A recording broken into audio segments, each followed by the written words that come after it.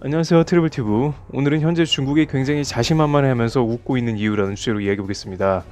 트럼프 대통령의 말처럼 미국을 다시 위대하게 하는 게 아니고 다시는 위대하게 하지 못할 것이다. 미중 무역 전쟁이 격화되고 있는 가운데 중국에서는 이렇게 될 줄 알았다고 하며 오히려 여유를 보이면서 이제는 자신들이 미국에 뭔가 특별한 것을 보여주겠다며 미국의 으름장을 놓고 있는데요. 그런 자신감의 이유 중에 하나는 중국의 히토리라고 이야기하고 있습니다. 시진핑 국가주석은 미국의 화해의 제재를 위한 행정명령 발표가 나자 곧바로 중국의 미중 무역전쟁 책임자 류허를 대동해 히토리 관련 기업에 방문했습니다. 중국은 전세계 히토리 생산의 95%를 차지했고 그중 30%는 미국으로 수출됩니다. 미국에서도 이 원료를 자동차, 로봇, 스마트 제조 영업 등에서 많이 활용하기 때문에 이번 무역전쟁에서 추가 관세 제외 품목으로 지정받은 예외 중국산 제품이 된 것입니다.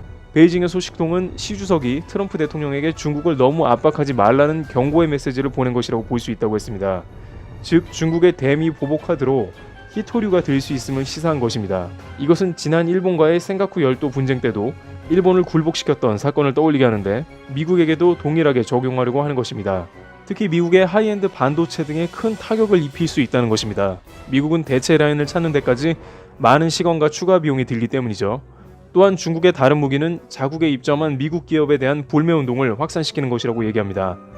다양한 중국의 SNS 경로에서는 가장 먼저 거론되는 것이 애플에 대한 불매를 하자는 것이죠. 화웨이를 미국이 강력하게 제재하자 그렇다면 우리는 애플을 사지 않겠다고 나오는 것입니다. 일부 기업에서는 아이폰 등을 구매하면 안 된다는 사내 공지가 돌기도 했습니다. 그리고 지난 한국의 사드발 한알령과 비슷하게 미확인 온라인 게시물이 확산되기 시작하는데요. 미국의 P&G와 같은 생활용품을 사지 말라고 하거나 맥도날드, KFC와 같은 매장에 가면 안 된다는 애국주의 게시물이 늘어나고 있습니다. 한국도 이와 비슷하게 미확인 게시물에 롯데마트가 공격을 받았었는데 이처럼 출처를 알 수 없는 게시물이 확산되는 모양새입니다. 또한 인기 미드인 왕자의 게임 마지막 회가 텐센트에서 방송이 취소되었는데 현재 중국에서는 미국이 배경인 드라마가 대거 방영 취소가 되고 있는 모습입니다. 미국 문화에 관한 전반적인 차단이 시작되어 한알령 때와 비슷한 흐름으로 가고 있는 것입니다.